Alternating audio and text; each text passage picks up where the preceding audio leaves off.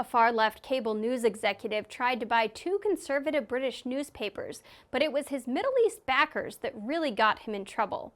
Welcome to Newspeak. I'm Holly Kellum. You probably know him as the man blamed for getting Donald Trump elected. As president of CEN, Jeff Zucker aired Trump's rallies in wall-to-wall coverage, riding on the ratings high that became collectively known in the news industry as the Trump bump. Then, once Trump was in office, Zucker turned CNN into the leader of the resistance movement. That led to some very, to make up a word, unjournalistic situations like this one. If I may ask one other question, Mr. President, if I may ask one other question, are you worried? That's enough. That's enough. Mr. President, I was going to ask one of the other folks. That's enough. Pardon me, ma'am. Mr. President, that's enough. Mr. President, I had one other question, if I may ask. Yes, that was CNN White House correspondent Jim Acosta refusing to give the microphone to a White House intern because Trump didn't answer his question the way he wanted him to. He later blamed it on the fog of war, but that war was fueled by Jeff Zucker, who, after being blamed for creating Trump, also tried to cash in on the hatred for him. Zucker resigned in 2022 after failing to disclose a romantic relationship he had with CNN's chief executive VP and chief marketing officer Allison Gollust. But even if the media was done with him, Jeff Zucker wasn't done with the media. He became president of an investment vehicle that had a $1 billion war chest to acquire or build sports media and entertainment companies. In that role, he's invested in The Morning Show, the startup Front Office Sports, and some other big names in the sports and entertainment industry. But what's really drawing headlines is his foray into British media. You see, he's tried to invest in two conservative newspapers that had been owned by the billionaire Barclay brothers. The Barclay brothers own The Spectator and The Telegraph, which, if you're not familiar with the British media, are two stalwarts of conservative Fleet Street. The Telegraph has been around for 168 years, and The Spectator says it's the oldest weekly magazine in the world, having been around for 196 years. Former Prime Minister Boris Johnson edited The Spectator from 1999 to 2005 and was a reporter and columnist at The Telegraph, also known as The Daily Telegraph, for almost 3 decades. Spectator chairman Andrew Neil wrote in New York Magazine that The Spectator is arguably among the most independent, irascible, literate, and idiosyncratic voices in contemporary journalism and a particular expression of Tory sensibility.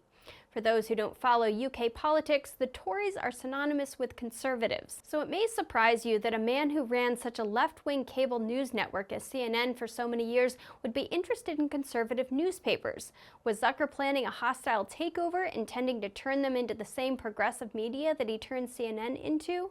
Or are his political views less about red and blue and more about green?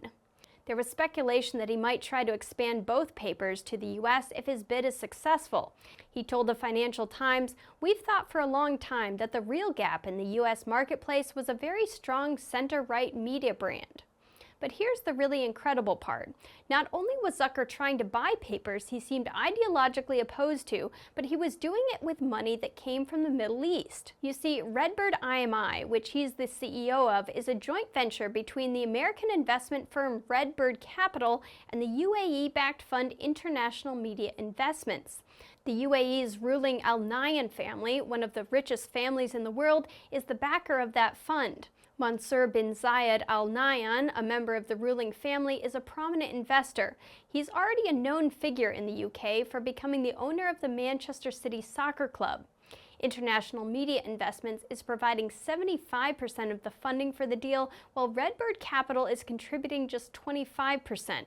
Because of that, the UK's media minister ordered the UK communications regulator Ofcom to look at foreign governments' influence on the Telegraph's operations.